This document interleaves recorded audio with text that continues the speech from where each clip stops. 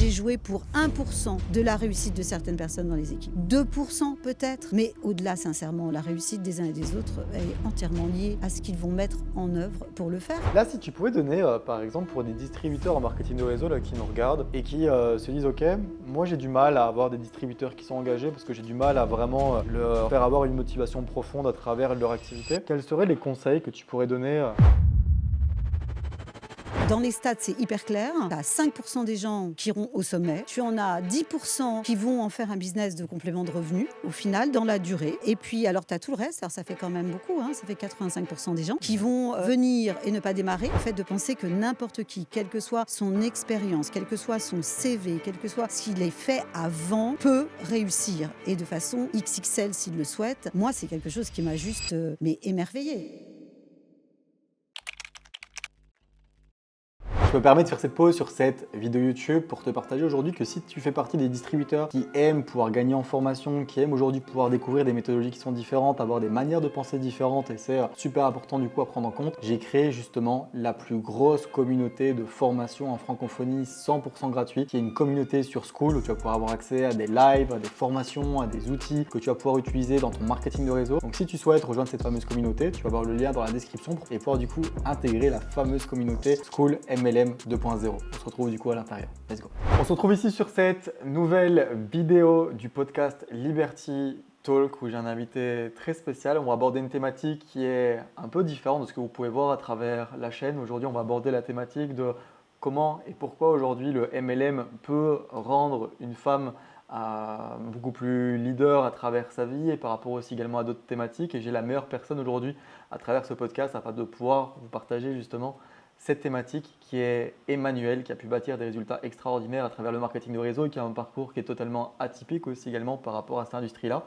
Et donc, du coup, j'ai l'honneur de pouvoir accueillir Emmanuel. Un grand merci en tout cas d'être présente sur ce podcast. Merci en tout cas pour le temps que tu vas nous partager de manière 100% gratuite et pour toute la valeur que tu vas pouvoir partager pour toutes les personnes qui vont pouvoir regarder ce nouvel épisode du Liberty Talk. Et merci encore une fois à toi d'être présent sur ce podcast. Merci beaucoup, Jonathan. Pour moi, c'est une première, donc c'est vraiment un honneur et puis une découverte. Donc, je suis très, très heureuse d'être avec vous. Avec plaisir, et je suis sûr que là, à travers les 40 minutes qu'on va pouvoir passer ensemble, je pense que la majorité des personnes qui vont pouvoir voir la valeur et ressentir en tout cas la valeur que tu vas partager, ça va pouvoir en tout cas les aider à travers leur activité pour aller de l'avant, et c'est que du plus, c'est que du bonheur. Donc là, du coup, est-ce que tu peux te présenter pour les personnes qui peut-être ne te connaissent pas, même si je pense qu'il y a beaucoup de personnes qui vont te connaître à travers ce podcast, mais pour que les personnes puissent se rendre compte un petit peu de qui est-ce qu'ils ont en face d'eux à travers ce podcast, que je pense que c'est quand même important à savoir. Oui, merci. Alors, avant tout, comme d'habitude pour les femmes, je suis une mère, donc j'ai 2 filles de 33 et 34 ans. Je suis aussi une femme qui fait partie de la génération des femmes qui ont eu la chance de travailler. Il ne faut pas l'oublier, c'est pas si vieux que ça. Et du coup, on avait sur les épaules cette responsabilité de devoir prendre le travail en main tout en éduquant nos enfants. J'ai 61 ans, donc 40 ans d'expérience professionnelle, dont une vingtaine d'années en entreprise, sur des postes de commercial, direction commerciale, et 18 ans, plus de 18 ans maintenant, en marketing relationnel, en marketing de réseau, quel que soit le nom qu'on lui donne, que j'ai embrassé donc en 2008. Incroyable. Et si tu peux partager peut-être un peu les résultats que tu as pu atteindre dans le marketing réseau, parce que là, tu as plus de 18 ans du coup de bagage à travers cette industrie. Quels ont été les résultats que tu as pu chercher dans le marketing de réseau, là d'ailleurs, à travers ton expérience? Alors, les résultats financiers, parce que c'est important, à l'époque, comme beaucoup de femmes qui avaient une quarantaine d'années, j'étais en période malheureusement de divorce, de séparation, ce qui est malheureusement assez fréquent, et je me retrouvais à devoir élever seule mes 2 filles. Et donc, en fait, j'étais assez pressée d'avoir du résultat, puisque j'avais quitté mon job de directeur commercial, tout simplement parce que ça n'était plus possible pour moi, ça correspondait plus du tout à mes valeurs. Et j'étais donc chez nos amis de France Emploi, maintenant ça doit s'appeler, ça a changé tellement de fois de nom. Et je cherchais une solution qui m'est tombée dessus, mais alors totalement par hasard, par une personne de confiance, ça c'est important.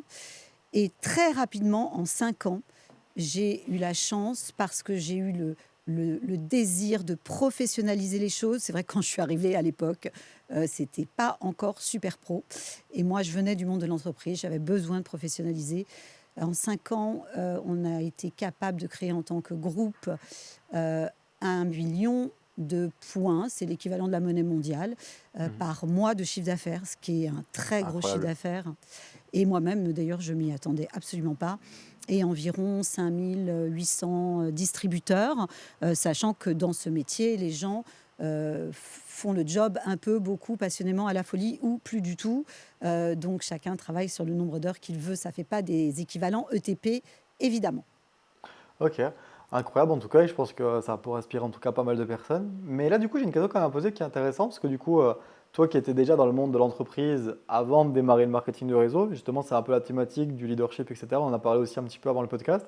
Est-ce que tu peux, là, par exemple, partager quelles sont les différences que tu as pu voir à travers le monde de l'entreprise, le leadership à l'intérieur, du coup, le monde de l'entreprise, et quand on parle de leadership dans le marketing de réseau, c'est quoi les différences que tu as pu voir et les choses qui t'ont marqué?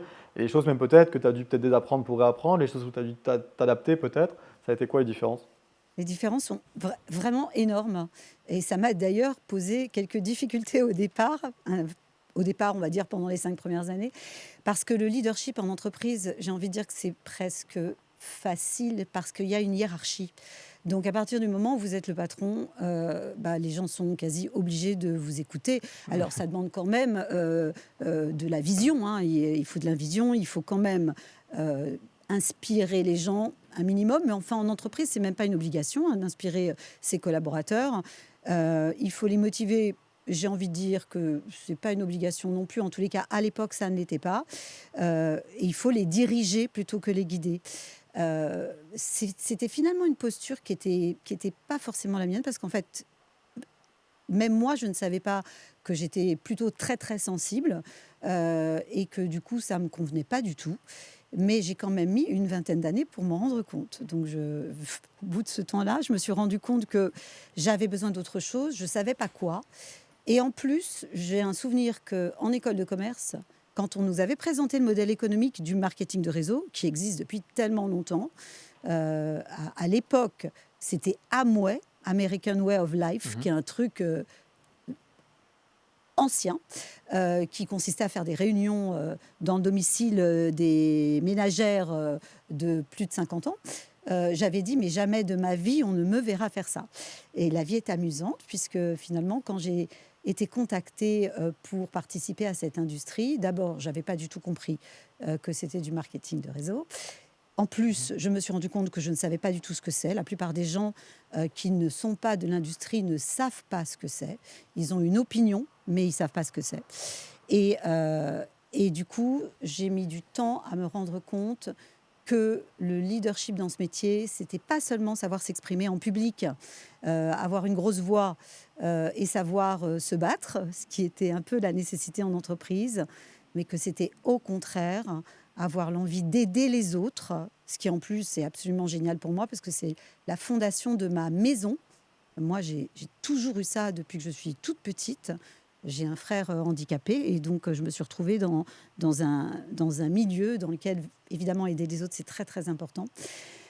Et j'ai finalement découvert que le leadership, c'était bien autre chose que de savoir s'exprimer. Et d'ailleurs, j'ai vu beaucoup de leaders dans l'industrie du marketing de réseau qui, au départ, ne savaient pas spécialement le faire, qui avaient peur d'être sur scène, qui avaient peur de parler en public, c'est-à-dire devant plus d'une personne, Mhm. et qui l'ont appris au fur et à mesure. Donc, le leadership dans notre métier, c'est toujours de donner la vision. Ça, c'est le point commun avec l'entreprise.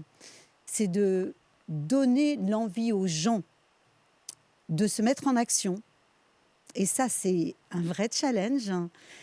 Et on peut le faire en les aidant à trouver la raison pour laquelle ils le feraient. C'est ce qu'on appelle dans le métier le pourquoi, le why. Et ça, c'est vraiment un endroit que j'adore, qui est l'accompagnement individuel, dans lequel on va aider chacun à trouver pourquoi est-ce qu'il se donnerait la peine, le mal, d'apprendre de nouvelles choses, d'être dans des zones, moi je préfère dire d'élargir leur zone de confort et de finalement observer les gens qui savent le faire, les copier, on appelle ça les dupliquer, et finalement grandir au fur et à mesure en ayant une espèce d'école de développement personnel, de déploiement de soi, entièrement gratuite, puisque notre intérêt en tant que leader, je vais enlever une oreillette qui passe son temps à tomber, donc je ne vais en garder qu'une, en tant que leader, on a évidemment réellement pour intérêt qu'il y ait de plus en plus de leaders qui se déploient. Alors qu'en entreprise, c'est plutôt l'inverse, parce que si on déploie trop les gens, qui sont nos N-1, eh bien, on risque de se faire piquer sa place. C'est Donc, clair. c'est l'environnement du marketing de réseau, pour ça, est juste exceptionnel. C'est clair, c'est plus bienveillant. D'ailleurs, je voulais te partager un point parce que tu as aussi une complication et je pense que tu as pu la rencontrer aussi également à travers le marketing de réseau qui est que, et là justement, je pense que ça va aborder aussi également la thématique qui est au niveau du leadership et j'en passe. Mais aussi, tu vois, quand on est dans le monde de l'entreprise, les personnes, elles ont un contrat, du coup, elles doivent faire leur 8-16 ou n'importe quoi, mais elles doivent quand même être au travail à 8 heures et prester leurs heures, etc. Alors que dans le marketing de réseau, bah, les personnes qui sont à l'intérieur sont indépendantes et donc du coup doivent faire leur travail d'eux-mêmes, qui fait que bah, souvent on se retrouve enfin, devant des difficultés, qui est que les personnes bah, ont du mal à un peu être autodisciplinées par rapport à leur travail, de se mettre à passer à l'action, etc.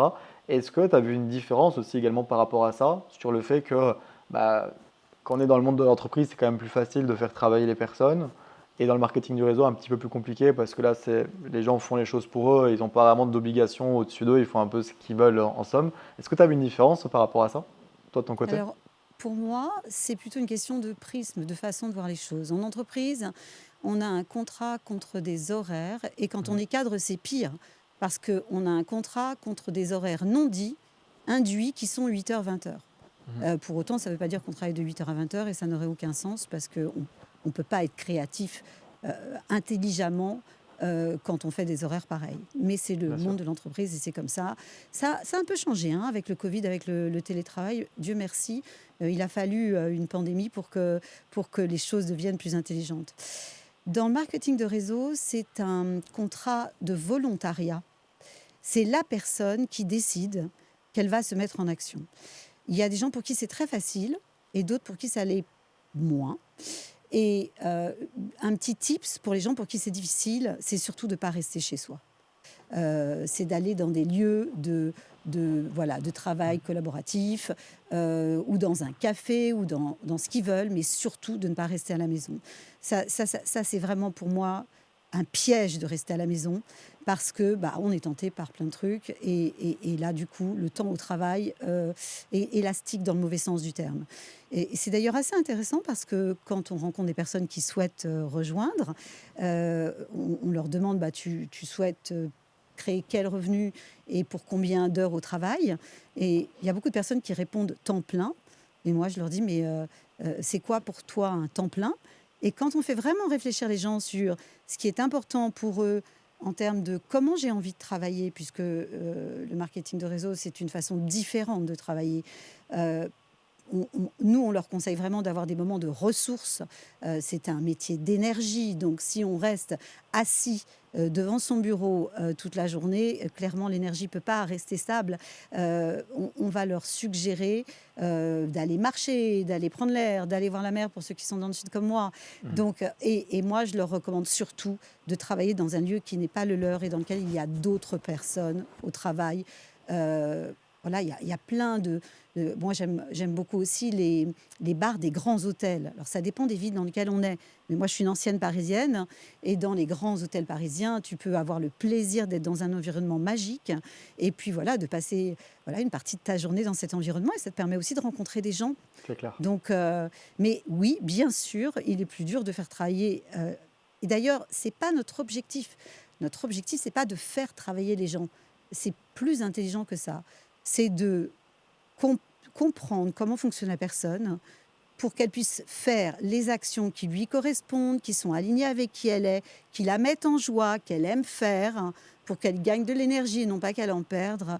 Et c'est ça la notion de productivité en MLM. Et c'est pas du tout ça. Enfin, c'était pas du tout ça en entreprise. L'entreprise a encore du mal à faire ça. Ah, c'est sûr. En tout cas, je trouve que c'est super smart en termes de conseils que tu partages. C'est un conseil aussi également, moi-même, j'ai appliqué auparavant, qui était que c'est vrai que que c'est l'une des beautés, c'est qu'on peut travailler de chez soi, mais c'est l'une des choses aussi qui fait qu'on procrastine énormément parce qu'on a toutes les distractions possibles du coup chez nous, qui est les enfants, qui est C'est on un a piège. c'est vrai que c'est compliqué en somme de travailler de chez soi et que c'est une faculté aussi également à acquérir, le fait de se dire ok, c'est que j'ai mon endroit, c'est que pour travailler et ah basta, il n'y a rien d'autre. Donc en tout cas, ouais, vraiment top là par rapport à ce que je pense que ça va aider pas mal de personnes. Donc sortez de chez vous, encore une fois, pour les personnes qui regardent ce podcast pour bosser, etc.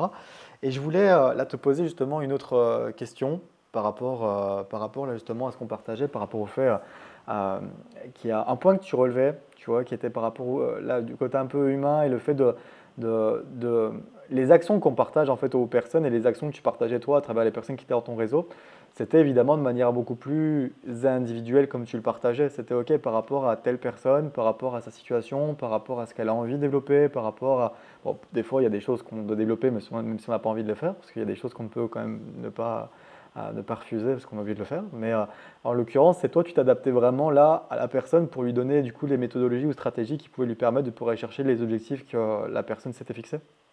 Alors, il y a des process, hein, c'est-à-dire que, et c'est né il y a des dizaines et des dizaines d'années, hein, le process, il est toujours le même dans toutes les compagnies qu'on rejoint, qui est toujours avoir un objectif, une liste de contacts, inviter, présenter, suivre, parrainer et accompagner. Donc ça, c'est vraiment la colonne vertébrale du métier et toutes les compagnies de marketing de réseau l'appliquent. Et puis après, il y a la façon dont on accompagne les personnes individuellement ou en sous-groupe et en collectif. Moi, j'ai toujours un entretien individuel de démarrage dans lequel je demande des actions basiques, simplement pour déjà sélectionner les personnes qui vont se mettre en action ou pas sur les actions basiques. Et là, ça fait un énorme tri automatique dans les personnes qui sont capables de se mettre en action ou pas. Il n'y a rien de secret, hein. Je leur demande de raconter leur histoire, d'écrire leur histoire, parce que c'est très important pour quelqu'un qui ne vient pas de ce métier d'expliquer pourquoi il a effectué cette transition et pourquoi il a fait ce choix, pour que son entourage, son environnement le comprenne et se disent pas mais qu'est-ce qui lui prend tout à coup de devenir un vendeur de je sais pas quoi. Ensuite, on apprend aux gens à poser des questions de qualité, puisque moi, je considère qu'on n'est pas des vendeurs. Alors, je sais que c'est une posture très personnelle, mais quand j'ai quitté mes 20 ans de vente, je voulais plus vendre. Je considère qu'on est plutôt des chercheurs, qu'on est plutôt des, hum, des accompagnants, qu'on est plutôt des personnes qui vont aller chercher les besoins des gens et qui vont s'assurer que le produit qu'on propose, le service qu'on propose, voire le métier qu'on propose, hein, répond à un besoin réel de la personne. Parce que si tu recrutes une personne qui, en fait, est juste venue pour ton énergie personnelle, parce qu'elle te kiffe, ou parce qu'elle trouve que tu parles bien, ou parce qu'elle te met en joie, ou parce qu'elle te ressemble, le problème, c'est que cette personne-là a peu de chances de se mettre en énergie et en action. Elle doit avoir une raison personnelle importante de se lancer. Donc, encore une fois, dans le premier entretien, on va chercher un début de pourquoi, de why. Moi, à l'époque, c'était tout bête. Je voulais pouvoir financer les 1500 € d'équitation d'une de mes filles. Parce que, si on le fait pour l'un, sinon, il faut le faire pour l'autre. Quand tu as 5 enfants à l'époque en famille recomposée, c'était des salaires qui étaient bien supérieurs à ceux d'un directeur commercial. Donc, je voulais les gagner par un autre moyen et c'est comme ça que j'ai démarré. Donc, on va aller chercher la raison pour laquelle la personne va se mettre en action. Et bien entendu, quand on est une mère, dès que ça concerne les enfants, alors là, on est sûr que la personne va se mettre en action. Quand on est un homme, c'est plus une question de pouvoir expérimenter l'entrepreneuriat, devenir son propre boss. Ça, c'est vraiment quelque chose de très motivant pour les hommes. Créer des équipes, les animer. C'est vrai aussi pour les femmes, hein. Mais le why profond pour les femmes, c'est souvent les enfants et la famille. Et c'est pour ça que moi, j'œuvre pour le leadership au féminin et j'ai créé une équipe quasiment que de femmes. Et ça s'est bien dupliqué puisque chaque leader qui est ensuite s'est développé a lui-même fait la même chose. Donc on est un groupe très très féminin parce que je souhaitais que les femmes puissent avoir une raison qui soit de s'expanser, se déployer et puis de découvrir le leadership qu'elles ont à l'intérieur d'elles-mêmes et que parfois elles ne connaissent pas. C'est clair, c'est clair. Là, si tu pouvais donner, par exemple, pour des distributeurs en marketing de réseau là, qui nous regardent et qui se disent, OK, moi j'ai du mal à avoir des distributeurs qui sont engagés parce que j'ai du mal à vraiment leur faire avoir une motivation profonde à travers leur activité. Quels seraient les conseils que tu pourrais donner à un distributeur qui là va parrainer sa prochaine personne ou qui a déjà des personnes dans son équipe mais qui n'arrive pas à leur faire avoir un engagement profond sur comment aller chercher un why à un nouveau distributeur ou un distributeur déjà présent et comment aller même plus profondément dans le why, parce que souvent en fait c'est des choses qui sont désagréables à faire quand tu penses que la réalité des why, souvent la personne va te partager quelque chose qui n'est pas spécialement agréable à partager. Il y a peut-être des personnes qui ont peur aussi, tu vois, d'aller aller creuser un Ça, petit peu et aller chercher ça, dans le why. Est-ce ça que dépend. Moi, je trouve ça plutôt joyeux, hein, la quête du why, la quête du pourquoi. Alors, d'abord, je voudrais dire qu'on ne peut pas trouver des gens engagés. Dans les stats, c'est hyper clair. Tu as 5% des gens, un peu moins de 5%, qui iront au sommet. Tu en as 10% qui vont en faire un business de complément de revenus, au final, dans la durée. Et puis, alors, tu as tout le reste. Alors, ça fait quand même beaucoup, hein, ça fait 85% des gens qui vont venir et ne pas démarrer. Il y en a un paquet hein, qui viennent et qui ne démarrent pas, parce c'est qu'effectivement, clair. tu l'as dit, les peurs se mettent en place et c'est OK. Voilà, tout simplement, c'est OK. On a tous pris des bonnes résolutions de début d'année et on ne va pas toutes les mettre en place, donc il n'y a pas de jugement de valeur à cet endroit. Et puis tu en as qui vont le faire un peu, beaucoup, de temps en temps. La sélection, on est des sélectionneurs en fait, hein. On va passer, si on prend l'image américaine, des découvreurs d'or, là, des chasseurs d'or, avec leur grand ami dans lequel ils mettent des pelletés de terre et dans lequel ils vont beaucoup, beaucoup mettre de terre avant de trouver une petite pépite. C'est exactement la même chose, puisque dans nos métiers, comme on parle après de démultiplication et d'expansion, on n'a pas besoin de trouver 1000 personnes.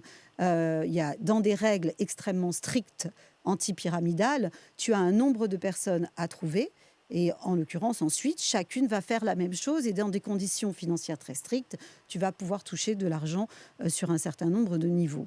Mais il faut être très vigilant sur le tri parce que c'est ça qui peut faire perdre beaucoup de temps.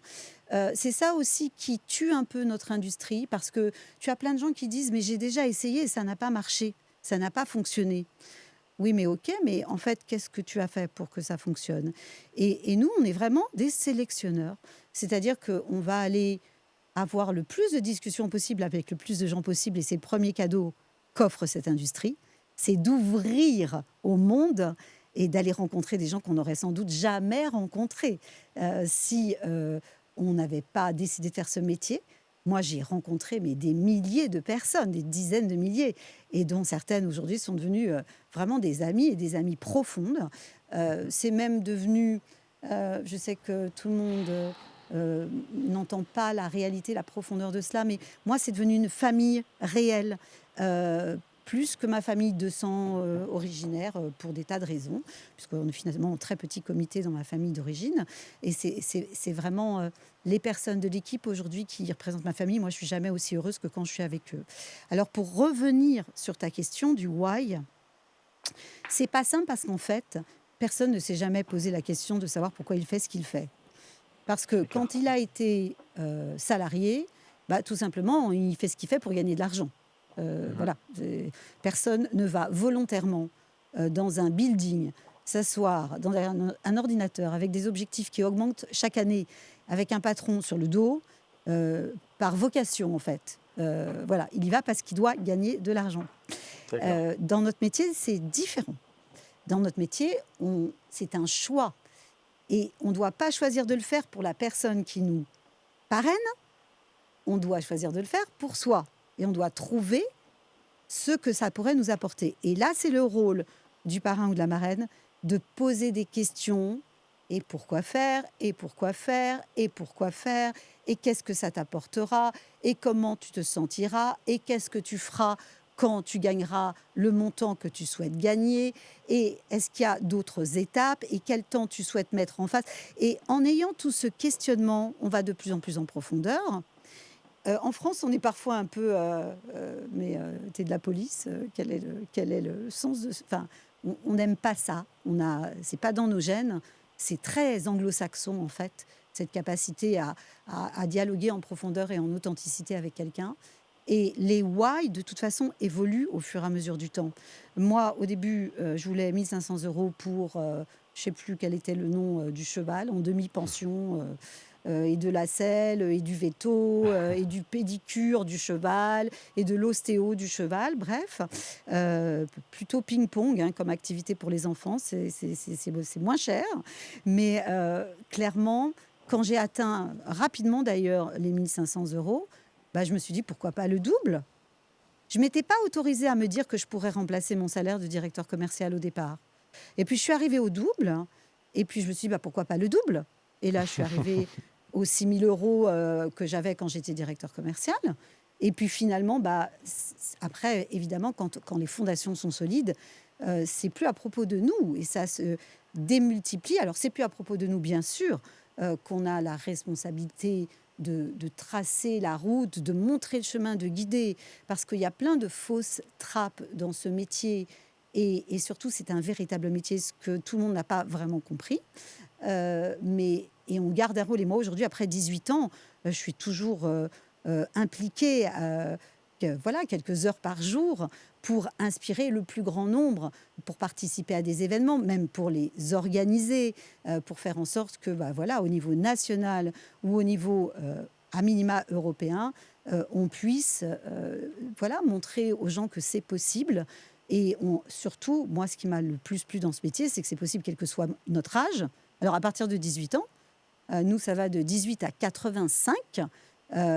C'est d'ailleurs un très grand entrepreneur de 85 ans qui nous avait rejoint. Et moi, j'avais trouvé ça incroyable. Il y a 85 ans, il y a encore l'essence de l'entrepreneuriat. Et voilà, c'est tout profil. C'est pas une question. Moi, j'ai fait une école de commerce parce que mes parents m'ont demandé d'en faire une, mais j'ai pas particulièrement aimé faire une école de commerce. Je suis devenue salariée parce que mes parents m'ont demandé d'être salariée et d'être tranquille jusqu'à la retraite. Mais je peux pas dire que je me sois épanouie dans le salariat. J'ai appris, mais je me suis pas épanouie. Je n'ai jamais autant pris de joie à faire un métier et à me lever chaque matin parce que je savais que je le faisais pour une raison importante. Ça ne veut pas dire que c'est facile tous les jours. Ça ne veut pas dire qu'il n'y a pas des moments où j'ai eu envie de dire non mais ça va, c'est bon, parce que l'être humain est un spectacle permanent. Donc, il faut développer une qualité que je n'avais pas, qui était la patience. Je suis beaucoup plus patiente aujourd'hui, beaucoup plus compréhensive. Mais moi, je trouve qu'aider quelqu'un à trouver son why et à le faire évoluer avec le temps, parce que le why, il a aussi une durée, une date limite de consommation. Une fois que tu as atteint ton objectif, si tu ne vas pas creuser plus loin un autre why, alors le business risque de stagner, voire de décroître. Évidemment. Mais je trouve ça joyeux. Je trouve ça joyeux, la recherche du why. C'est sûr. Et là, je vais quand même revenir sur un point, parce que là, du coup, c'est différent de certaines personnes. Là, pour les personnes qui nous regardent, il y a plein de personnes qui vont le valider. Vous allez voir que quand vous allez chercher le why, on dit juste OK, et pourquoi du coup tu as voulu démarrer le marketing de réseau? Parce que ça va être ta motivation, tu auras des moments de haut, de bas, etc. etc. Et là, je vais rebondir sur quelque chose que Emmanuel a partagé. Et je trouve ça super intéressant, parce que quand elle va chercher son why, là, elle va chercher des choses de manière beaucoup plus profonde, ça s'appelle du VACOG, où elle partage, là ce que tu partageais justement Emmanuel, qui est et comment est-ce que tu vas te sentir, et quel est l'impact que ça va avoir sur ta vie, et quel est l'impact que ça aurait sur ton environnement, de pouvoir atteindre telle chose, telle chose, telle chose. Et ça vous permet de pouvoir creuser justement le why de manière assez simple en réalité, pour pouvoir avoir une motivation qui est beaucoup plus profonde. Parce qu'en fait, là, c'était quelque chose que je partageais d'ailleurs en coaching là, il y a une semaine, que les gens, en fait, ils pensent toujours il y a trois manières de penser. Tu vas me dire un peu ce que tu en penses, Emmanuel, mais tu as trois niveaux de pensée. La plupart des gens pensent de niveau 1, et c'est pour ça qu'ils restent bloqués dans leur life aussi également, qui est que, bon, je vais prendre l'exemple de la tablette de chocolat, par exemple, c'est les gens, ils voient une tablette de chocolat, ils se disent, elle a l'air super bonne, génial, je la mange. Niveau de pensée 1. Tu as les gens qui vont penser de niveau 2, je vois cette tablette de chocolat, j'ai envie de la manger, mais si je vais la manger, je vais prendre des calories, et peut-être que sur du long terme, ça va me faire prendre du poids.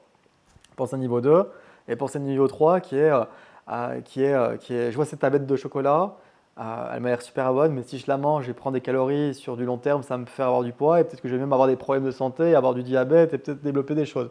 Et en fait, c'est que la plupart des gens pensent niveau 1, et je trouve que notre rôle aussi, là en termes de leadership, c'est de pouvoir permettre aux personnes de ne pas penser de niveau 1, mais penser avec un niveau de conscience qui est un peu plus élevé que le niveau A, parce que quand tu regardes la plupart des gens, c'est plaisir éphémère, etc. Et on ne pense pas en fait à toutes ces parties-là comme tu le partages, toi, qui est avoir un pourquoi pour avoir une motivation qui va être un peu plus, enfin, qui va être plus grande, avoir un engagement qui va être plus grand, etc. Émotionnel et vibratoire qui vient nourrir en fait plus l'âme que le quotidien. Alors sur la plaquette de chocolat, moi je suis niveau 1, hein. Donc Ouais, ouais. là, indiscutablement. Donc je suis niveau 1, mais raisonnablement, mais ça n'empêche que je suis niveau 1. Mhm. Je crois que ça dépend aussi des endroits. Réfléchir sur les conséquences de ses actes et un niveau de responsabilité de sa vie finalement, et plutôt que de se plaindre, très français, de ses amis, son environnement, etc., Mhm. plutôt se demander qui est-ce que j'aimerais avoir autour de moi, dans quel environnement j'aimerais vivre, et comment je vais pouvoir le faire.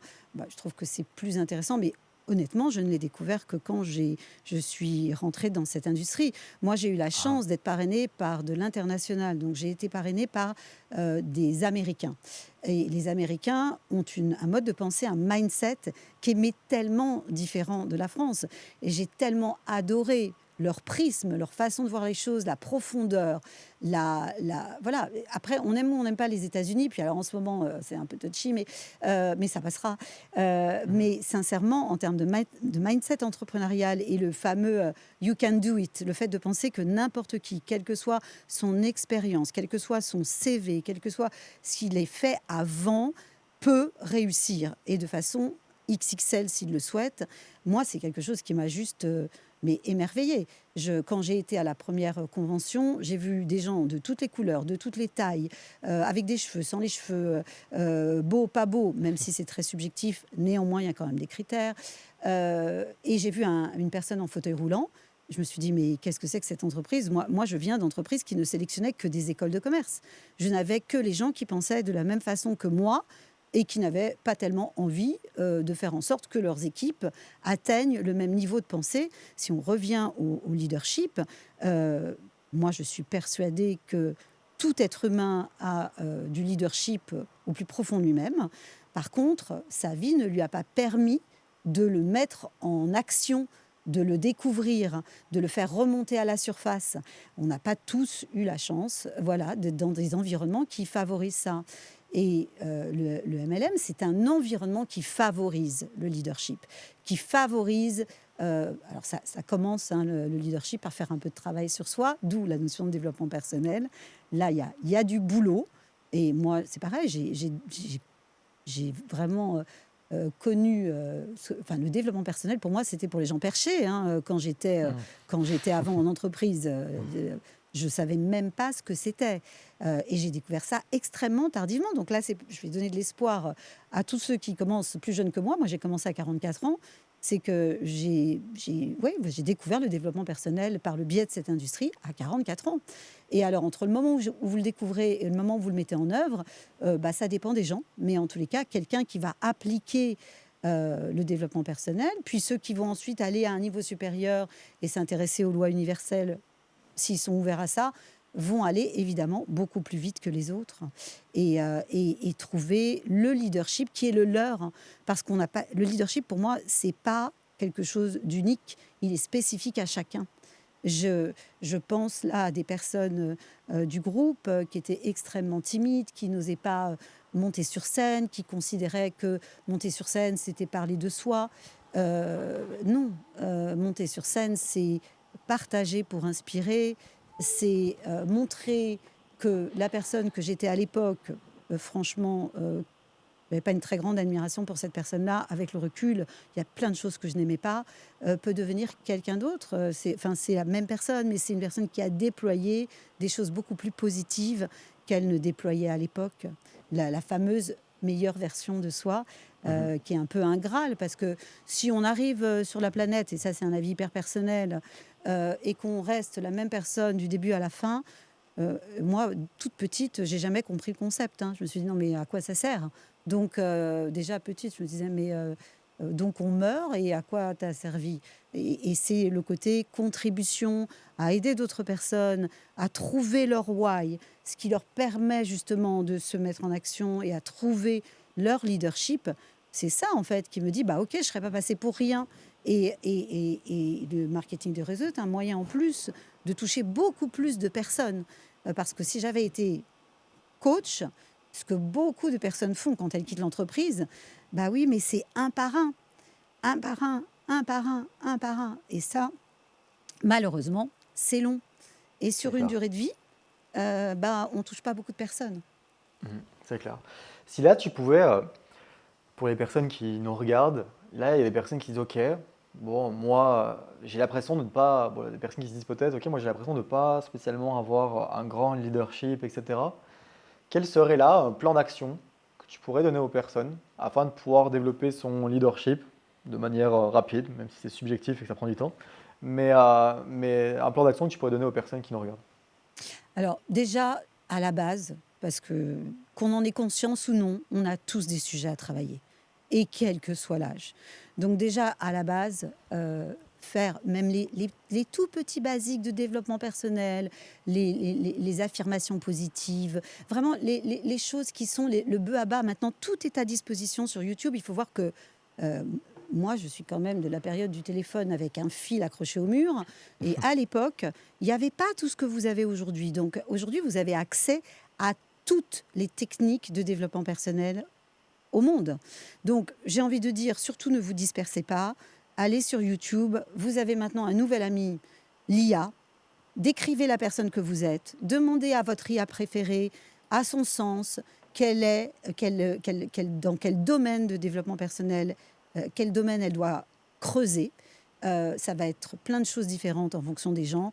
Et déjà, le bœuf à bas, c'est tous les jours un quart d'heure de développement personnel sur les conseils de l'IA, parce que sincèrement, c'est juste, c'est quantique, hein, l'IA. Vous allez avancer 10 fois plus vite que nous, donc 1000 fois plus vite que nous. Donc la base, c'est déjà de nettoyer devant sa porte, parce qu'on ne peut pas être un leader si on n'a pas déblayé au moins les grosses masses. Après, vous continuerez avec le temps, vous allez découvrir des choses sur vous qui sont juste extraordinaires. Et encore une fois, si vous utilisez l'IA uniquement pour faire des PowerPoint et non pas pour aller creuser votre psychologie pour 30 € par mois au lieu d'aller voir un psy, et je suis désolée pour les psys, mais sincèrement, l'IA fait un travail qui est exceptionnel. Ça ne veut pas dire que de temps en temps, il ne faut quand même pas aller le valider auprès d'un professionnel, mais vous pouvez régler, j'en ai bien peur, 90% de vos problématiques personnelles grâce à l'IA, en y ajoutant votre intelligence à vous. Donc, première chose, bossez avec l'IA et faites du développement personnel de base. Un leader qui n'est pas empathique, qui n'est pas souriant, qui ne s'intéresse pas aux autres, qui n'est pas présent au moment où il est avec les autres, c'est pas un leader. Et c'est pas facile. Donc ça, c'est la première chose. La deuxième chose très facile dans notre métier, c'est observer les leaders. Vous allez voir que, mais observez-les comme une bête curieuse, comme dans un laboratoire. Ne les disséquez pas au sens propre du terme, mais c'est l'idée. L'idée, c'est comment s'habille cette personne, comment se comporte cette personne. Regardez-la quand elle est en interaction avec les autres. Regardez-la quand quelqu'un lui fait une objection. Regardez si elle pose des questions. Est-ce qu'elle est sur son téléphone en permanence quand elle est avec vous, ou est-ce qu'elle est là, elle vous regarde dans les yeux, elle est en présence. L'observation est un outil majeur pour devenir un leader, parce que devenir un leader, c'est un grand mot, leader, pour quelque chose finalement qui est un comportement. Et puis, la dernière chose dans ce que je décris, mais qui est à faire immédiatement, tout ça est quasiment simultané, c'est soyez dans l'action et partagez vos réussites comme vos échecs. Pour moi, quand on est un leader, bah, quand on a eu un échec, on le partage et on en rigole. Parce que si un échec, comme c'est le cas en France, vous tue dans l'œuf par peur d'en avoir un second, dans ce métier, vous ne pouvez pas réussir. Donc, moi, vraiment, je suis fervente de partager les difficultés, les échecs aussi bien que les réussites. Et puis surtout quand on fait des erreurs, parce qu'un leader n'est pas quelqu'un qui ne fait pas d'erreurs. Un leader, c'est quelqu'un qui fait des erreurs et qui présente des excuses de les avoir faites, qui les assume et qui dit, bon, bah là, désolé les gars, j'ai pensé que ce lancement de produit allait être une bombe, ça a fait flop. Bah, vraiment désolé, parce que vous avez travaillé et ça vous a pas rapporté d'argent. Donc, c'est nous, c'est moi qui vous ai incité à le faire. Bah, c'est OK en fait, hein, parce qu'on est des entrepreneurs, donc il y a des trucs qu'on tente. Il y en a qui marchent, il y en a qui marchent pas. C'est clair. Et d'ailleurs, là, quand tu regardes, c'est une phrase d'ailleurs là, qui m'avait marqué à l'époque, on disait que un vrai leader, c'est facile d'être un vrai leader quand tout va bien, mais un vrai leader se dévoile quand tout va mal. Tu vois, Ah là, bah justement, un évidemment, exemple comme tu partageais, vois-tu? Mhm. évidemment. Et puis, un leader, c'est pas quelqu'un qui n'a pas peur. Un leader, c'est quelqu'un qui fait malgré la peur et c'est pas pareil. Exact. C'est j'ai peur, je le vois. Allez, on se parle à soi-même, on se dit ok, j'ai la trouille. Pourquoi j'ai peur? Notre ami IA vous donnera de très bonnes réponses. Qu'est-ce qui fait que j'ai peur de prendre mon téléphone pour appeler quelqu'un? Qu'est-ce qui va bien pouvoir m'arriver en fait? D'où vient cette peur? Extrêmement intéressant de travailler là-dessus parce que la peur principale dans le MLM, c'est la peur du rejet. Et cette peur, elle vient de quand on était tout bébé. Et on a des gardiens qui se sont mis en place pour que surtout rien ne nous arrive, pour qu'on soit laissé tout seul parce qu'on ne survivrait pas. Mais ça n'est plus du tout d'actualité quand on est adulte. Et là, il y a une façon de dialoguer avec soi, hein. Toutes les personnes qui sont des personnes qui travaillent dans le développement personnel ont chacun leur petite méthode pour se dire, bah, j'y vais, 1, 2, 3, plouf, je prends mon téléphone et je vois ce qui se passe. Et en 18 ans et demi de carrière, on n'a jamais une personne qui soit morte d'avoir passé un coup de téléphone. Et plus elle va en passer, plus elle va s'améliorer. Donc, et c'est fondamental l'amélioration. On peut penser qu'on n'est pas un leader au départ, peut-être que c'est vrai, mais au fur et à mesure, on va devenir un leader dans un domaine peut-être spécifique au début, dans sa zone de génie perso. On a tous un endroit où on est bon. Peut-être qu'on n'a pas encore trouvé, mais on a tous un talent. Donc, pour moi, c'est encore une fois travailler sur soi, mais de façon basique, binaire, hein. Passez pas 6 heures de développement personnel par jour. Avec l'IA, maintenant, ça va très très vite. Et puis, on a tous des besoins différents parce qu'on a tous des choses différentes à travailler. Et c'est tellement agréable. Et puis, ça va bénéficier dans tous vos niveaux de vie, sur tous vos piliers de vie, au niveau de la famille, de la relation, de la connexion aux autres, de votre environnement. Vous allez tout à coup avoir des personnes différentes qui vont vous approcher, qui vont se connecter à vous. C'est toute votre vie qui va être améliorée par le fait de devoir progresser et développer ce qu'il y a de bon en vous. Mhm. J'aimerais quand même mettre en avant ce que tu partageais avant, qui était passer à l'action et justement aller de l'avant par rapport à ça. Parce qu'il y a beaucoup de personnes ici à travers le développement personnel, et d'ailleurs, je ne sais pas si tu veux partager un petit point par rapport à ça, qui est que on nous dit, par exemple, dans le marketing de réseau, faire du développement personnel, qui est de regarder des vidéos, etc. Mais ce n'est pas suffisant. Il faut regarder et mettre après directement en application. Et c'est ce qui va vous permettre de pouvoir avoir votre croissance personnelle et ne vous perdez pas, comme tu le disais, à faire 6 heures de développement personnel. Parce qu'au final, juste la formation sans l'action, bah, ça ne va pas vous servir à Non, grand-chose et qu'il mais faut impérativement de... Je sais pas c'est si tu hyper partages un point. important que tu insistes là-dessus, Jonathan, parce que il y a beaucoup de gens dans le développement personnel qui font des stages, des machins, des trucs. Moi, je suis pas en train de parler de ça, hein. Je suis pas en train de parler de stages. Aujourd'hui, on peut faire des stages parce que c'est extrêmement intéressant, puis c'est surtout une source de rencontre de gens qui se posent des questions, donc qui sont susceptibles de nous rejoindre dans le métier. Donc moi, j'utilise les stages de développement personnel essentiellement pour ça. Mais d'abord, ça coûte de l'argent, et les gens qui démarrent n'en ont pas. Généralement, ils viennent pour gagner plus d'argent. Aujourd'hui, avec l'IA et YouTube, vous avez les moyens, en 15 minutes par jour, si vous êtes courageux, 15 minutes le matin, 15 minutes le soir, ça fait 30 minutes par jour, de régler toutes les problématiques que vous avez et de vous mettre en action.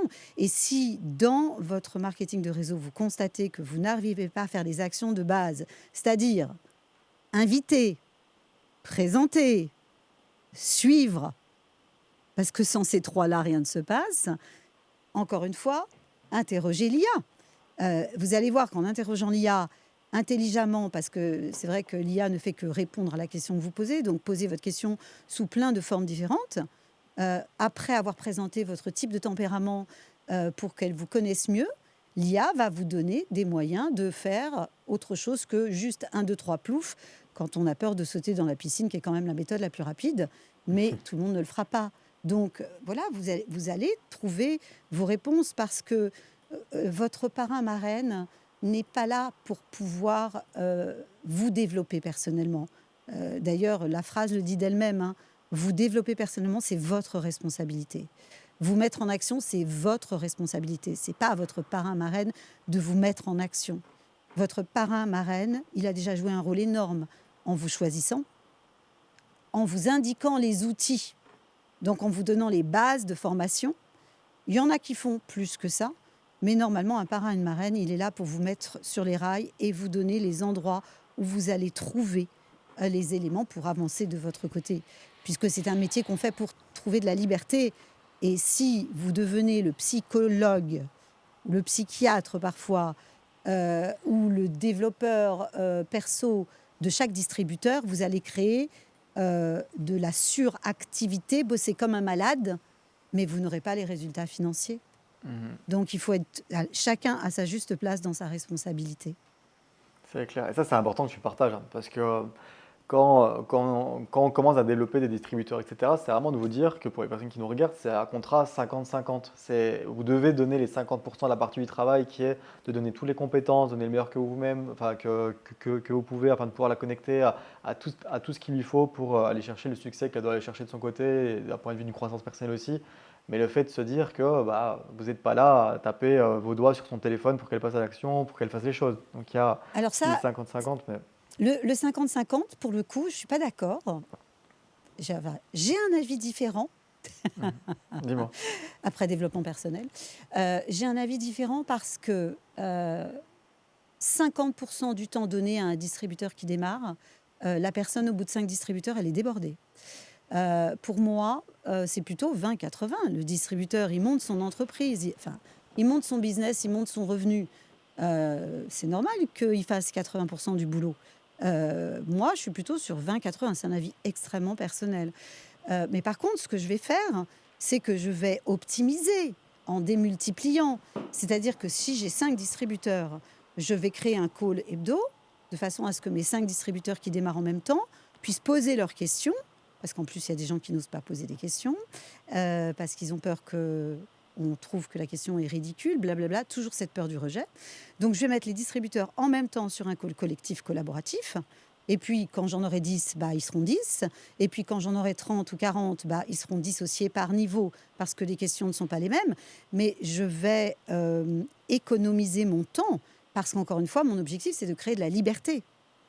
Donc, alors moi, clairement, ce n'est pas 50-50. Hein. C'est bien sûr qu'on va donner plus de temps au début. C'est-à-dire que concrètement, au début, je vais accompagner en rendez-vous. 1 fois, 2 fois, 3 fois, 4 fois, 5 fois, mais pas plus, parce que sinon, je vais rendre la personne dépendante au lieu de la rendre autonome.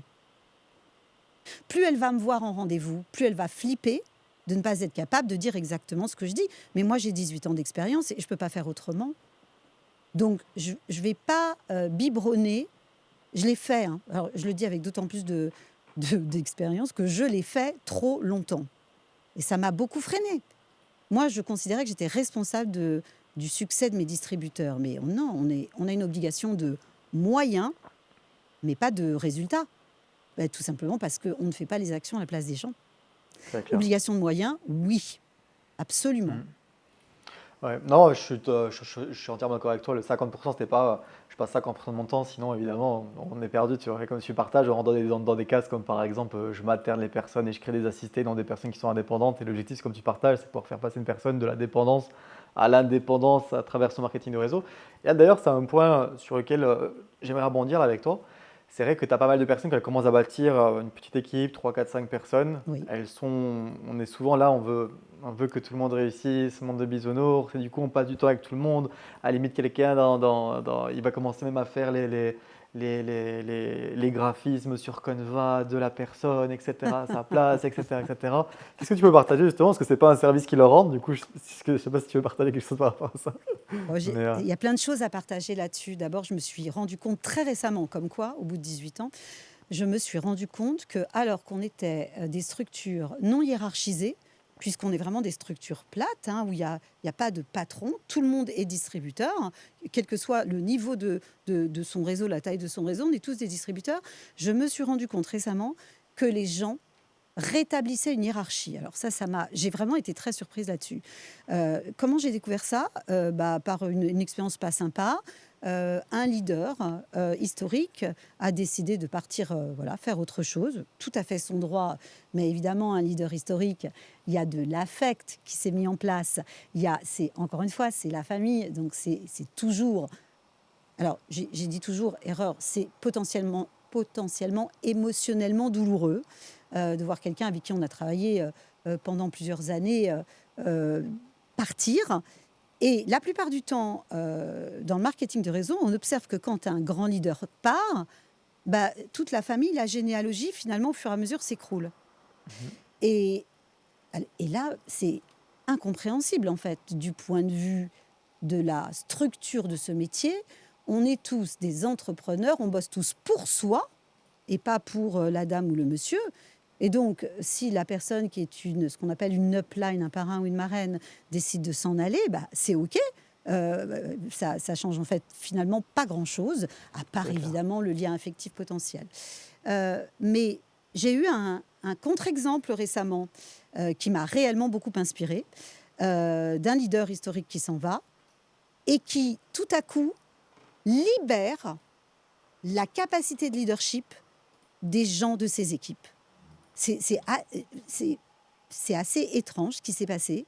C'est que tout à coup, on prend cet exemple de papa-maman n'est pas là, et tout à coup, il y a une maturité qui se fait, une prise de responsabilité, et du coup, ont émergé plusieurs leaders qui, avant, étaient là, mais en fait, ils n'avaient pas pris leur pouvoir en main. Le fameux empowerment, qui est épouvantable en français, empouvoirment, là, qui est horrible. Mais en fait, là, prendre le pouvoir qui existe en nous, prendre notre autonomie, prendre nos responsabilités. Et moi, j'ai été émerveillée de voir ça. Et du coup, ça me permet de le rappeler aux équipes quand je fais du coaching. Mais prenez-vous en main, en fait. C'est le plus beau cadeau que vous puissiez vous faire, hein. Sincèrement, faire les choses à la place d'un distributeur, c'est se tirer une balle dans le pied. Et je dis ça parce que je l'ai fait. Donc, ça ne sert strictement à rien, c'est du temps perdu. Et il y a des gens qui vous attendent dehors. Il y a des gens qui aimeraient pouvoir vous rencontrer pour pouvoir vous rejoindre et déployer eux aussi leurs ailes. Si pendant ce temps-là, vous faites des canevas, alors moi, ça risque pas, je ne sais pas les faire, mais bon, c'est un gros avantage, mais je faisais d'autres choses. Mais si vous faites les choses à la place des gens, vous privez d'autres personnes qui, eux, ont envie d'être autonomes et d'avancer vite, de le faire, puisque vous ne pouvez pas à la fois être en train de parler à des gens et être en train de faire un canevas. C'est sûr. Après, je pense, tu vois, dans le schéma de réflexion des personnes, quand elles font ça, c'est plus une histoire de vision court terme. Elles se disent, OK, en fait, si du coup je l'aide, elle va plus, enfin, du coup, elle a plus de chances qu'elle reste et qu'elle ait du résultat de manière rapide. Donc, du coup, en fait, je vais l'aider. Du coup, je vais faire les choses à sa place, etc., pour pouvoir l'aider au début. Et ils sont dans la pensée qu'après, en fait, les personnes, elles vont pouvoir le faire de elles-mêmes. Sauf que dès que quelqu'un prend l'habitude de ça, après, pour arrêter de faire ça, c'est plus compliqué. Ah Et en fait, bah, c'est pas un service qui se rende sur du moyen, sur du long terme, en fait. Peut-être sur pour du ceux court qui... terme, peut-être oui, sur la première semaine, etc. Mais puis après, sur du moyen C'est long terme, même c'est pas mort. sûr. Alors, Et d'abord, aussi. pour moi, c'est la peur de perdre qui agit là. Mhm. Pour ceux qui sont habitués à l'anglo-saxonne, c'est le FOMO, la fear of missing out. Cette Exact. peur de perdre, elle est assez terrible chez l'être humain. Ah, je vais rater quelque chose, ou alors cette personne, si je l'aide pas, elle va partir. Je peux vous Exact. dire que moi, mon mentor me répond est-ce que tu te prends pour Dieu? Est-ce que tu crois que parce que tu vas l'aider, il va réussir? Il n'y a aucune chance que quelqu'un réussisse grâce à vous. Peut-être que vous allez, après 18 ans, peut-être que j'ai joué pour 1% de la réussite de certaines personnes dans les équipes. 2% peut-être. Mais au-delà, sincèrement, la réussite des uns et des autres est entièrement liée à ce qu'ils vont mettre en œuvre pour le faire. Donc, par contre, attention, hein, je suis présente, c'est-à-dire que si quelqu'un est en difficulté, il sait qu'il peut m'appeler. Je fais une demi-heure par semaine, un petit format motivationnel qui n'est que de l'intuition sur des trucs que j'ai vécus la semaine précédente, parce que le métier, je le fais, et donc je vis la même chose qu'eux, et comment j'ai dépassé ces choses-là. Donc, c'est pas dire ne faites rien. Mais en fait, ce qui se passe au départ, c'est qu'on est tellement content d'avoir son premier distributeur, le deuxième, le troisième, le quatrième, le cinquième, qu'on commence à faire du management et à C'est s'en ça. occuper. Mais dans le management, il n'y a pas de démultiplication et surtout, on fait une erreur énorme, c'est que ça ne permet pas du coup d'identifier les gens qui vont être des partenaires de long terme. Et on va donner 3 mois, 6 mois de sa vie, 1 an à quelqu'un qui va se barrer. Et C'est clair. c'est vraiment du temps jeté à la poubelle. Très difficile de lutter contre ça quand on est un petit peu un affectif. Hein. Beaucoup plus facile pour les hommes. Alors soyons honnêtes, hein. Les femmes vont beaucoup plus facilement tomber dans le maternage, mais je le déconseille vivement à toute personne. Vous avez votre premier distributeur, il ne se met pas en action, trouvez-en d'autres. Mais ne perdez pas de temps à faire à sa place. Tu as une phrase que j'ai partagée en coaching il n'y a pas longtemps par rapport à ça qui est il est beaucoup plus facile de faire naître un nouveau-né que de réveiller un mort. Tu vois, qui est Ah que bah, la plupart. on avait un très grand monsieur qui malheureusement n'est plus parmi nous, mais qui était un homme absolument remarquable et qui a dû créer d'ailleurs les 2 tiers du réseau de la compagnie avec lequel je travaille. Donc c'est juste incroyable. Et qui disait, ne perdez pas de temps à essayer de transporter des corps morts. Alors il avait des images assez frappantes, mais c'est vrai que je ne l'ai jamais fait, mais c'est lourd, un corps mort. Donc, ça va vous demander une énergie. Moi, je suis pour, cette fois-ci, le 50%, 50-50 énergétique. Quand vous sortez d'un entretien avec quelqu'un, vous avez donné de l'énergie, il vous a donné de l'énergie. C'est-à-dire que vous sortez de l'entretien à minima avec l'énergie égale avec celle avec laquelle vous l'avez démarré. Si vous avez perdu de l'énergie avec cet entretien, ça vous donne des indices sur le fait qu'il faut passer le moins de temps possible avec cette personne. Et c'est valable pour la famille, et c'est valable pour vos C'est conjoints. important, c'est clair. C'est clair. D'où d'ailleurs ce que tu partageais. Je suis totalement en corrélation par rapport à ce que tu partages, qui est la loi de Pareto 80-20, etc. Il y a une chose là, par exemple, et à mon avis, c'est ce que tu mets c'est ce que tu mets en place aussi également, qui est, je passe, et c'est quelque chose qu'on partage dans Marketing Réseau, qui est, je passe 80% de mon temps avec mon top 20% des distributeurs qui sont les plus engagés, etc. Parce que ça ne veut pas spécialement dire souvent les personnes qui font le plus de chiffre d'affaires, mais et je prends 20% de mon temps avec le reste des 80%, sinon on s'y perd et au final après ce qui se passe c'est qu'on n'a plus de temps pour nous et en fait on rentre dans cette phase de management parce qu'on n'a plus le temps pour faire nos actions personnelles parce qu'on n'est que dans du management à vouloir aider la terre entière en fait, tu vois, Je suis comme tu le partageais en fait, tu 100% vois. d'accord avec toi et je crée des outils pour la masse des 80%. C'est-à-dire des vidéos, ce que tout le monde fait hein, dans notre métier, des vidéos, un groupe Facebook, un site, ce que vous voulez, avec des vidéos et on va envoyer les gens vers les outils pour la masse des 80. Et je suis entièrement d'accord avec toi sur le fait que les 20% du temps, c'est pour les personnes engagées. Et ce n'est pas un rapport avec le chiffre d'affaires immédiat. L'engagement, d'abord, c'est une valeur. Et moi, je suis très, très attachée aux valeurs. Et dans ce métier, on est généralement tous très attachés aux valeurs. L'engagement, c'est quelque chose d'important. Alors, parfois, parce que moi, j'ai l'expérience de ça, il y a des gens qui sont engagés pendant 12 ans, 13 ans, Ça ne suffit 14 ans, pas. 15 ans, et il n'y a pas de résultat. Et là, c'est parce qu'il y a un truc qui bloque. Et ça s'appelle soit du développement personnel, soit carrément de la thérapie. Et alors, moi, j'envoie les gens vers les bons thérapeutes. Les thérapies C'est clair. rapides, parce que là, pareil, c'est quantique. Hein. Aujourd'hui, hypnose, EMDR, on règle des problèmes en 5 séances. De mon temps, il fallait être allongé sur un divan pendant 20 ans. Et on n'était pas sûr que ça marche. Donc, mais je fais bien la différence entre les choses. Et vraiment, 20-80, tu m'as rappelé effectivement que c'était la loi de Pareto. À vrai dire, je n'étais pas partie Sur ça, j'étais partie instinctivement sur ce qui me semblait être la bonne proportion. C'est clair. Non, parce que quand je parlais de 50-50, c'est pas 50% du travail, c'est qu'on a une partie, en gros, le 50-50, c'était pour imaginer, tu vois, qui était, on a une partie du travail à faire, comme vous avez une partie du travail à faire, et c'est un contrat en fait qu'on a ensemble, tu vois. Mais après, je suis entièrement d'accord avec toi avec tout ce qui est le 80-20, etc., etc. Parce qu'encore une fois, c'est ce que je vois à travers toutes les personnes, et je pense que tu as pu le voir aussi également, c'est que les gens passent trop de temps sur des choses qui leur font perdre en efficience, en productivité, etc., quoi. Que Oui, tu vois, et ça, c'est aussi un truc qui est important, je trouve, à partager par rapport au marketing de réseau. C'est pas le nombre d'heures que vous avez disponible qui est important, c'est qu'est-ce que vous faites des heures que vous avez à disponibilité dans votre activité qui vous amène réellement à avoir du résultat.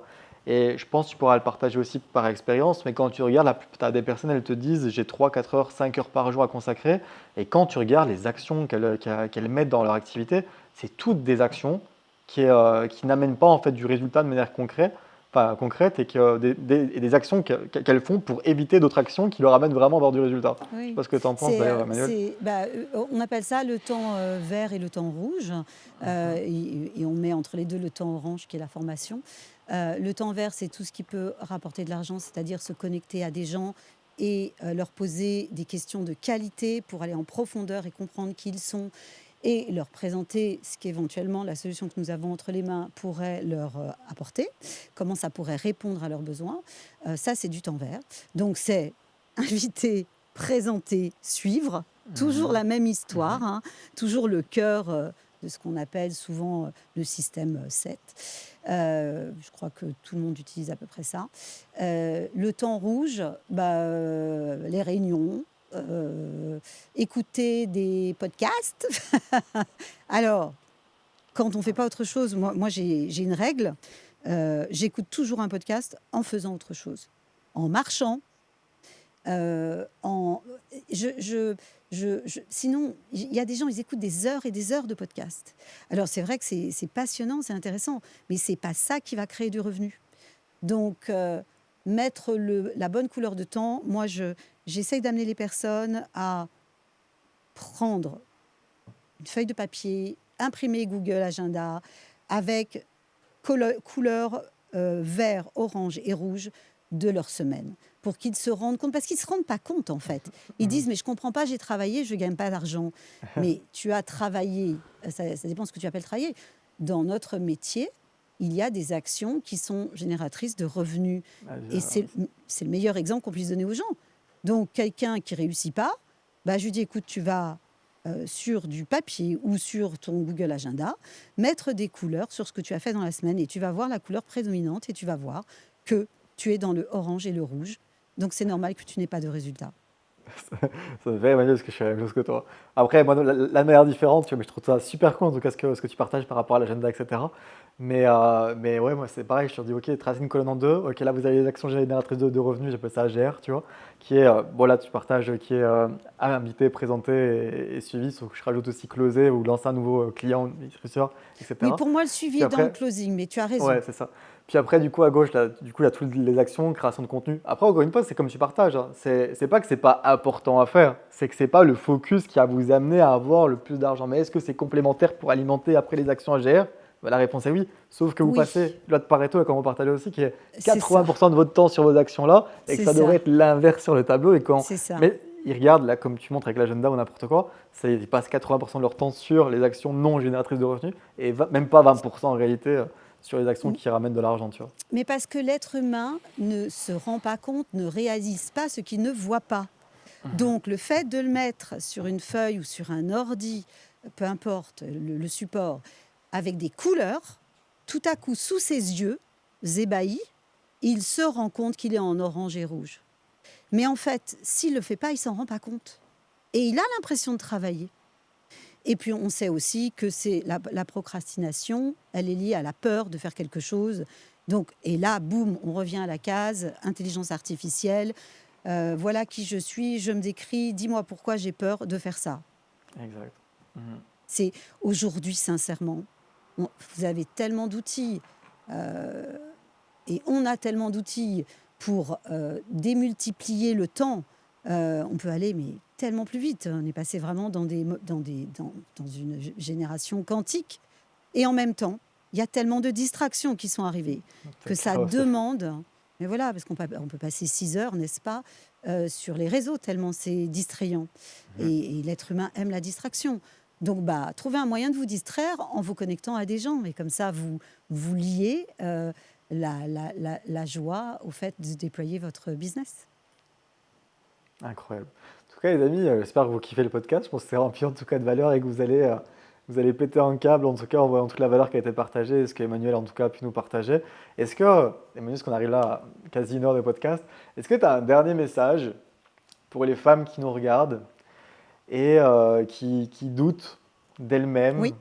ou qui sont dans un mindset en tout cas ainsi actuellement? Les femmes doutent beaucoup plus souvent d'elles-mêmes que les hommes. Mhm. Et ça, on le voit très facilement en entreprise parce que les promotions, les différences de salaire, etc., sont liées à ça. Mais oui, ne vous posez pas la question de savoir si vous êtes un leader ou pas. Ne vous posez pas la question de savoir si vous êtes capable de le faire ou pas. Essayez-le, réessayez-le, faites-le aussi souvent que possible pour vous améliorer avec votre ami IA à vos côtés qui va, à chaque fois que vous avez une difficulté, vous aider à surmonter la difficulté. Et vous verrez que en vous entourant des bonnes personnes, parce qu'au fur et à mesure, vous allez voir que vous allez rencontrer des personnes différentes, eh bien, il va y avoir une espèce de perfusion, de transfusion qui fait que c'est pas à propos de la confiance que vous avez en vous, c'est à propos de la confiance que vous avez dans le partenaire que vous avez choisi au niveau du partenaire production industrielle et au niveau de votre lignée de généalogie, c'est-à-dire la personne avec qui vous avez décidé de travailler, qui va vous en présenter d'autres, et vous pourrez avoir aussi ainsi autour de vous toute une équipe support avec qui vous allez pouvoir échanger, partager. La confiance en soi ne se résout qu'en faisant des actions dont on a peur, et le cerveau finit par voir que ça ne tue pas, et donc il est de plus en plus audacieux, et vous vous retrouvez à faire quelques mois plus tard des choses que vous n'auriez jamais imaginées, ce qui crée de la confiance en soi. Et ça crée une boucle vertueuse au lieu d'être dans le cercle vicieux de l'inaction. Exact. Incroyable, Emmanuel, pour ce dernier message en tout cas. Un grand merci pour toute la valeur que tu as partagée en tout cas à travers ce podcast. Et les amis, pour toutes les personnes qui sont présents encore à ce moment du podcast, s'il vous plaît, faites quelque chose. Alors, on va mettre, les amis, les réseaux sociaux d'Emmanuel pour que vous puissiez la suivre. S'il y a bien une personne que vous devez suivre, et je pense que vous avez, j'ai même pas besoin de vous convaincre par rapport à ça, mais là c'est moi qui vous le partage, qui est, vous devez coller et être inspiré par des personnes comme Emmanuel qui a pu partager en tout cas toute cette valeur à travers ce podcast. Vous voyez qu'elle a une manière différente de penser, elle a un leadership différent et c'est le genre de personnes auxquelles en tout cas vous pouvez les amis suivre et vous inspirer. Donc on va mettre tous les réseaux sociaux d'Emmanuel à travers du coup la description du podcast. Et je vous encourage du coup à faire péter les notifications sur son téléphone pour qu'elle puisse les amis de suivre un maximum de personnes parce qu'elle mérite de l'air, elle mérite de l'être. Du coup, let's go. En tout cas, Emmanuel, un grand merci d'avoir été Écoute, présent sur ce dès podcast et pour la lundi, valeur que tu as j'active partagée. mes réseaux sociaux, du coup. Voilà, mon action, tu m'as mise en action. Merci beaucoup, Jonathan. Let's go. En tout cas, un grand merci. Au plaisir de pouvoir peut-être faire un futur podcast ensemble dans le futur sur une autre thématique. Et en tout cas, là, Avec plaisir. avec les 1 heure qu'on a passé ensemble, tu étais la meilleure personne pour la thématique en tout cas qu'on a pu aborder sur cet appel qui est le leadership et pour les femmes dans le marketing de réseau. Donc en tout cas, un grand merci à toi et ça va en inspirer en tout cas plus d'une à travers tout ce qui a été partagé en tout cas. Donc un grand J'espère merci avoir Emmanuel. contribué. Merci beaucoup. À bientôt. À bientôt Emmanuel.